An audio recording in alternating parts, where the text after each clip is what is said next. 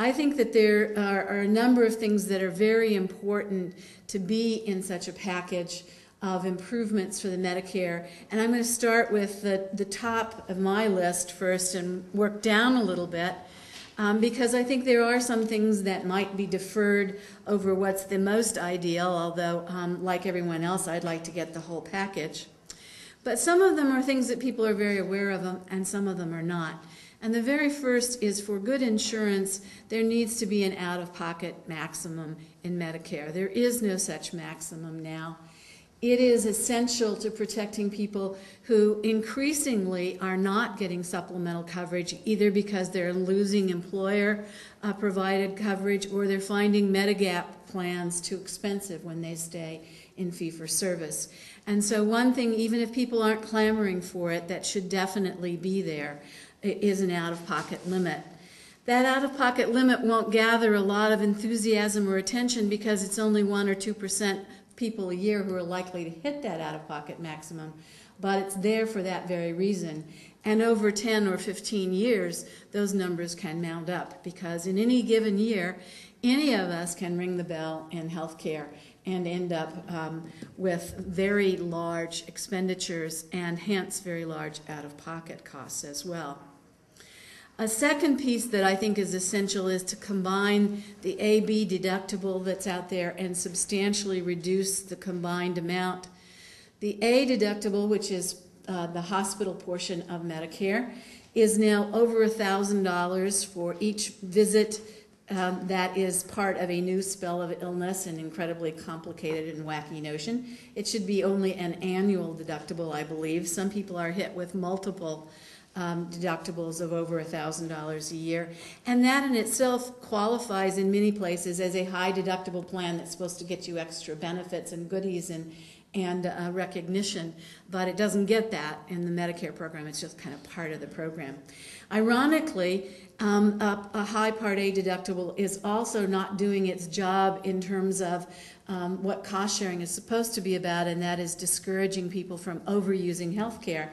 That's the part that people have the least control over. Most of us don't say, gee, I think I'll go into the hospital for a little R&R and get admitted. It just doesn't happen that way. There are a lot of controls and requirements, and you can't just admit yourself to a hospital. So there's no discretion. There's really no reason for that. A combined A-B deductible, a little bit higher than the B deductible, but substantially below the current combination, would be a reasonable way to move us to an improved system. And it also means, ironically, that the cost of an out-of-pocket maximum is actually lower, because you take a lot of people who get there in part because they paid 1 or 2 hospital deductibles out of that equation. So you help people who are kind of in the middle that are getting towards an out-of-pocket maximum but not there yet.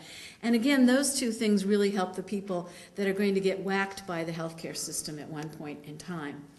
While we're at it, it makes sense to eliminate the Part A cost sharing. It's convoluted, misunderstood, and affecting hospitals and skilled nursing facilities, again, for much the same reason I talked about the deductible. I think I would like to have added to the list improving Part D. Certainly eliminating the donut hole is important.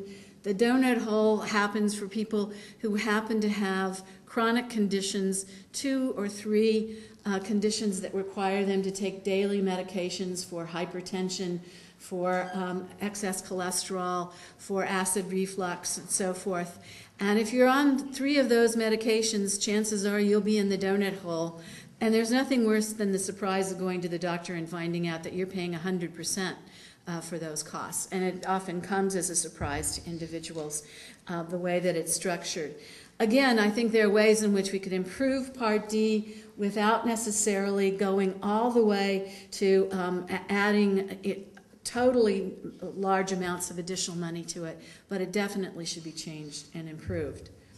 I would also like to reduce the cost sharing for Part B as well. 20% is relatively high.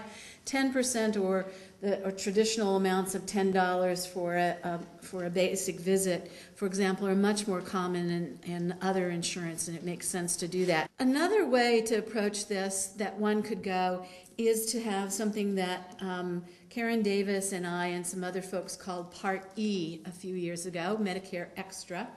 And our idea was that if no one was willing to improve the benefit package as it was for the standard benefits, then there should be at least a Part E option where someone who didn't want to buy Medigap insurance, wanted to get one insurance plan and not have to go through Medicare Advantage, could do so. And it would have roughly the things that I outlined here of all of those things, of a lower Part B cost sharing, improving D, and the changes in A and B and the out-of-pocket limit. That, I think, could still be on the table, particularly if there's a decision not to go all the way with all of those changes. But I would also say don't let it just be an option and not do anything to Medicare. Certainly some of the basic changes, such as an AB deductible combined and much lower, and no out-of-pocket limit should be part of this package for the standard benefit as well as for a more generous one if that's what people decide to do. Vision and dental care are also an issue, but they're very inexpensive and can be added, relatively speaking. The things that I've been talking about end up costing more. And again, I think it's very important to make sure that we're not just sweetening the package to make people happy, but also improving the way that insurance is provided and taken care of. In that context, I think Medicare can and should be a model on two grounds that go a little bit aside from benefits issues, but they're dear to my heart, so I will talk about them. One is coverage decisions. We are a long way from making good coverage decisions about what to cover and what not to cover, but we need to move there as quickly as possible, and we need to be realistic about it. If we're going to negotiate for drug prices, for example, we're going to eliminate some drugs and favor others, and we should do it on the basis of evidence. What works the best? And if another drug company wants to offer their drug at the same price, it could be made available, but we should negotiate first with the drugs that are the most effective, for example. Similarly, if there's a condition or a treatment, if there's a treatment or a procedure that has been shown not to be effective, we should come down hard on that. We cannot afford to fund things that people want, but for which there is clear evidence that it doesn't work. And I'm not talking about evidence that it might not work or evidence that we think it might not be effective. I'm talking about clear evidence. We need to start slow, grab the low-hanging fruit, but nonetheless be careful about that. And finally, I would make a pitch to spend some of the resources in the savings on improving information to consumers. Again, Medicare could be a leader here. Medicare could be an example for the rest of the healthcare system.